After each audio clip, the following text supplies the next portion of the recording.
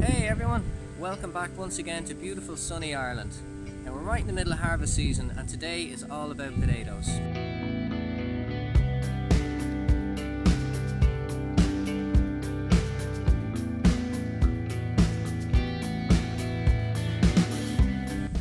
Now what we grew this year are Alouette variety potatoes, and I have to say for all the potatoes we've grown over the years, these are definitely the best producer. Now into our 50 metre squared bed that you see behind me here, we put 10 kilos of seed.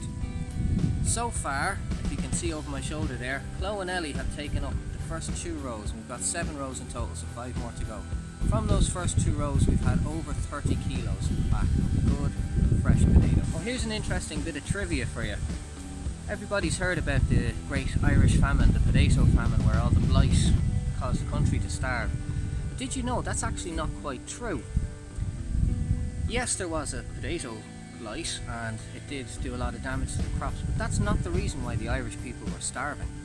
You see, at the time we were under British rule. Britain basically owned all of the land and the general public would rent the land from their British landlords.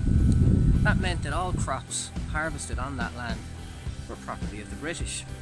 Now, Ireland has always grown a wide variety of produce: wheat, carrots, cabbages, the list goes on and on and on. And it wasn't because of the lack of potatoes that the Irish starved, it was because Britain took it all and sold it as their own produce. So that's a little common misconception that's going around the world for a long, long time. The Irish didn't starve because of the potato blight. The Irish starved because there was nothing else other than potatoes. So there you go, bit of useless trivia for you. So, let's get into it and start pulling them up.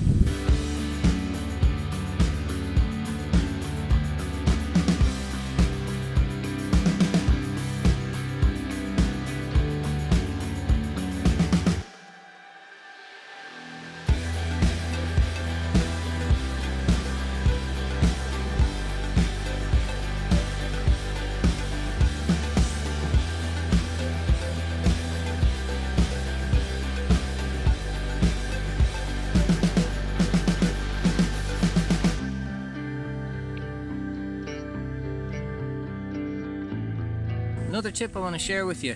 Now, the main benefit of having them in the raised drills is that it's easier on the back and that you can just scrape the drills from side to side without having to actually stick the pitchfork into the drill and damage any of the potatoes. So everything that makes it easier on the old back is a definite help.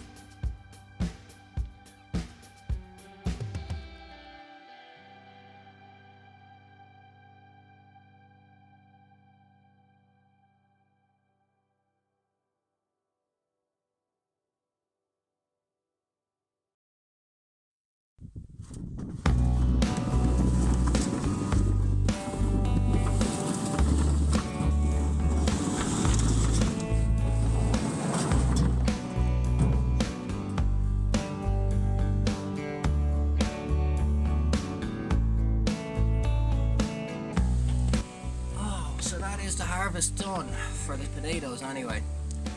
Now, one last thing I wanted to just share with you guys. This one here is one of the bad ones. Now, this is often confused with blight, and it's not. What this is slug damage. And what happens is the slugs eat their way inside the potato, eat it from the inside out, and the whole potato goes rotten. And it's often confused with blight when it's not, it's just pest damage. So that one can go to the compost. But we did get some good big ones out of it. I mean, this is a great example of just how good the Alouette variety can be. To recap really quickly, for those of you who want to try this themselves, we started building this bed in February. We put down ground sheeting to kill off the grass, to do a no dig, no cardboard kind of setup. We planted the potatoes in the first week of May, and it's now the first week of September. Truth be told, we could have taken them out earlier, and probably should have done, considering the slug damage that was done to some of the potatoes. We did lose quite a few. But all in all, we did quite well. The box is just about full. We had one more wheelbarrow load that was taken out a couple of days ago by Ellie and Chloe, so pretty much one more wheelbarrow load in the top of this box would have just had it filled. Now, with all that said and done, all this has worked up quite an appetite for me, so I'm going to partake in another long-standing Irish tradition. And I recommend anybody travelling here, let this be the first thing you do before you get anywhere near the Guinness or any of that stuff.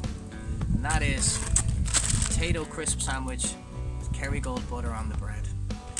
So, thank you once again for joining me, and I'll see you in the next one.